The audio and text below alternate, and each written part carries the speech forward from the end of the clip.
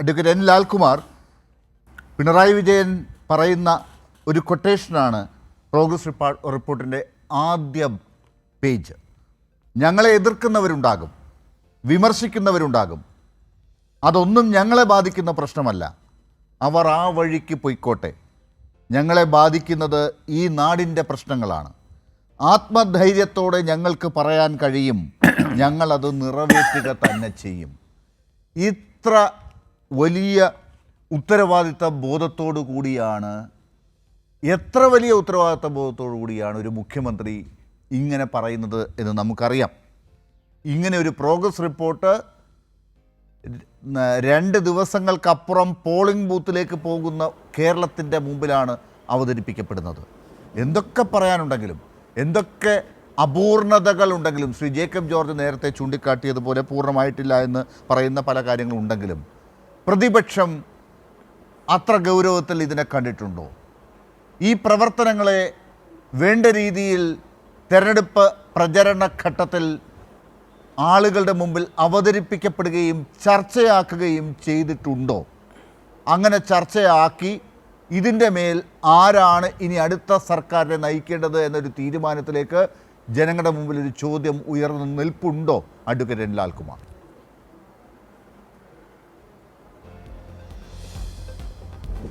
നോക്കൂ, വളരെ ദൈർഘ്യമേറിയ ഒരു ചോദ്യം.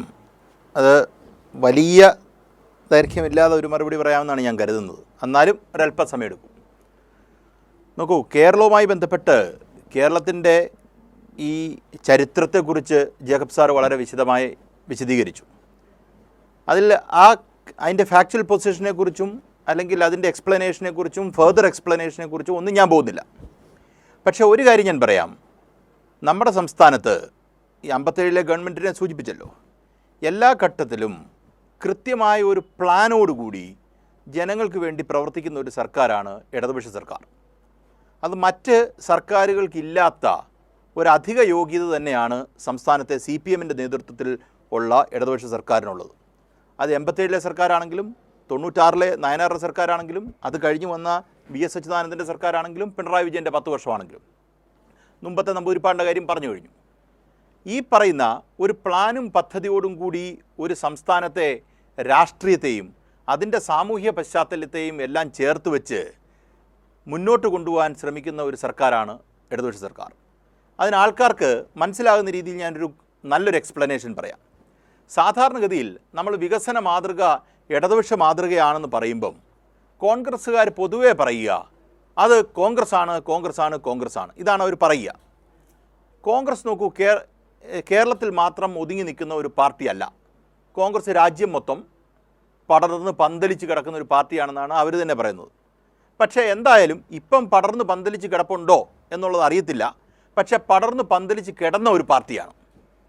അവരാണ് ബീഹാർ ഭരിച്ചത്, അവരാണ് ഗുജറാത്ത് ഭരിച്ചിരുന്നത്. ഈ പറഞ്ഞ UPA ഇങ്ങനെയുള്ള എല്ലാ സംസ്ഥാനങ്ങളും ഈ രാജ്യത്തെ ഭരിച്ചിരുന്നത് കോൺഗ്രസ്സാണ്.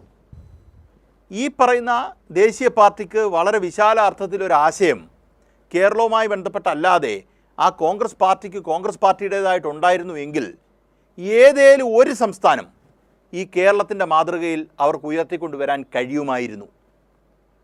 നിർഭാഗ്യവശാൽ അങ്ങനൊരു സംഭവം ഈ രാജ്യത്തുണ്ടായിട്ടില്ല. ഇതാണ് നമ്മൾ മനസ്സിലാക്കേണ്ട ഒരു കാര്യം. കോൺഗ്രസ്സിന് സംഭവിച്ച കാര്യം ഞാനത് വളരെ വ്യക്തമായിട്ട് പറയേണ്ടതായിട്ടുണ്ട്. ഇടതുപക്ഷം ഉഴുതിട്ടിരിക്കുന്ന മണ്ണിലേക്ക് അവർക്ക് നടാൻ പറ്റുന്ന കാര്യങ്ങൾക്ക് ലിമിറ്റേഷനുണ്ട്. കാര്യം മണ്ണുഴുന്ന പ്രോസസ്സ് നമ്മൾ തന്നെയാണ് നടത്തുന്നത്.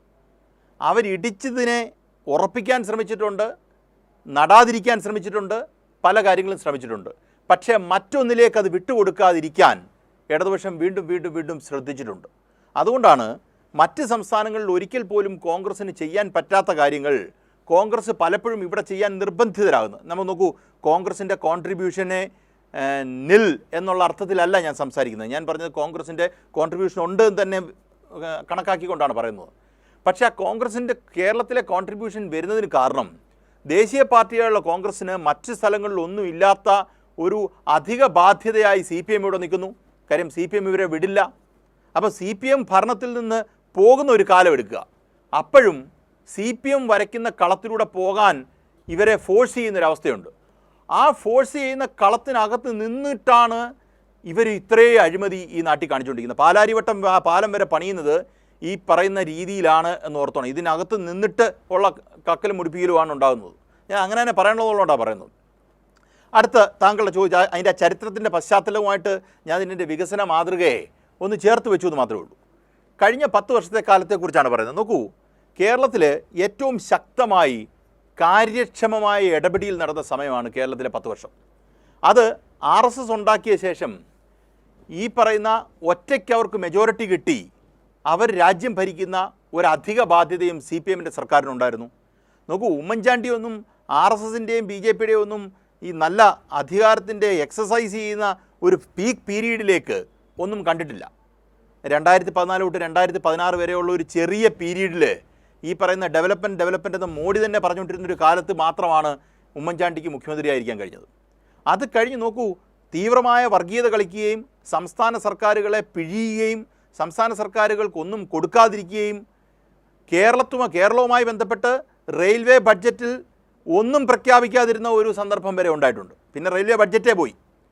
അങ്ങനെ ഇപ്പോൾ കേരളത്തിൻ്റെ ബഡ്ജറ്റിലേക്ക് വരുമ്പോൾ ഈ പ്രാവശ്യം കിട്ടിയ എന്തോ ആമയോ ഒട്ടവോ ഏതോണ്ടൊക്കെയാണ്.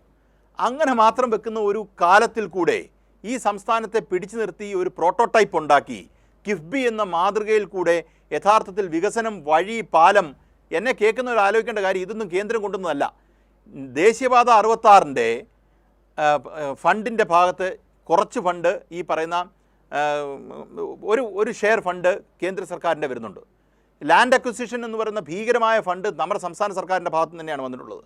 ബാക്കിയുള്ള വഴികളൊന്നും, നിങ്ങളുടെ വീടിൻ്റെ മുന്നിൽ കൂടെ കാണുന്ന വഴികളൊന്നും കേന്ദ്ര സർക്കാരിൻ്റെ അല്ല, സംസ്ഥാന സർക്കാരിൻ്റെ ഫണ്ടാണ്. അത് കിഫ്ബി എന്ന മാതൃകയിൽ ഉണ്ടാക്കിയെടുത്തതാണ്. നിങ്ങൾക്ക് കാണേണ്ട ഒരു കാര്യം, കോൺഗ്രസ് ഉണ്ടായിരുന്ന സമയത്ത് ഈ പാലമില്ല, അത് കഴിഞ്ഞ് വന്ന പാലമാണിത്. ഇന്ന് നോക്കൂ, കേരളത്തിൻ്റെ മുഖ്യമന്ത്രി കണ്ണൂർ റിപ്പോർട്ടർ ചാനലിൽ ഒരു ഇൻ്റർവ്യൂവിന് കൊടുത്തു. അത് അരുൺകുമാർ എന്ന് പറയുന്ന മാധ്യമപ്രവർത്തകൻ്റെ കൂട്ടത്തിൽ അദ്ദേഹം ഒരു ബസ്സേ യാത്ര ചെയ്യുകയാണ്. 3 പാലം അദ്ദേഹം പണിഞ്ഞതിനകത്തോട് തന്നെ അദ്ദേഹം കയറുന്നുണ്ട്. ഇത് അദ്ദേഹത്തിൻ്റെ കാലത്തല്ലേ, അദ്ദേഹം ഉദ്ഘാടനം ചെയ്തതല്ലേ ഈ പോകുന്ന വഴിയെക്കുറിച്ച്, ദേശീയപാതയെക്കുറിച്ച്. ഇത്രയും വലിയ വികസനം ഈ സംസ്ഥാനത്ത് നടന്നിട്ടുണ്ട്. അത് കോൺഗ്രസ് അംഗീകരിക്കുമെന്ന് ചോദിച്ചാൽ കോൺഗ്രസ് അംഗീകരിക്കാൻ പോകുന്നേ ഇല്ല. 100% കാര്യം പൊളിറ്റിക്കൽ പാർട്ടി എന്നുള്ള രീതിയിൽ അവർക്കത് അംഗീകരിക്കാൻ പറ്റില്ല. പക്ഷെ ജനങ്ങൾക്ക് അംഗീകരിക്കാം എന്നുള്ളൊരു വ്യത്യാസമുണ്ട്. അതാ പറഞ്ഞേ, ലാലും ഞാനും ഒക്കെ ഇതിനകത്ത് കാണേണ്ട വിഷയം, നമ്മൾ കോൺഗ്രസിനെ കൊണ്ട് അംഗീകരിപ്പിക്കുന്നതിനെക്കാട്ടിലും വലിയ നമ്മൾ ശ്രമം നടത്തേണ്ടത് ജനങ്ങളിലേക്ക് ഈ സത്യം എത്തിക്കാൻ. ഇന്ന് നോക്കൂ, വി ഡി സതീശൻ പറഞ്ഞിരിക്കുന്ന കള്ളത്തരം നോക്കൂ. വിഴിഞ്ഞം മൊത്തം നടത്തിയ ഉമ്മൻചാണ്ടിയാണ്.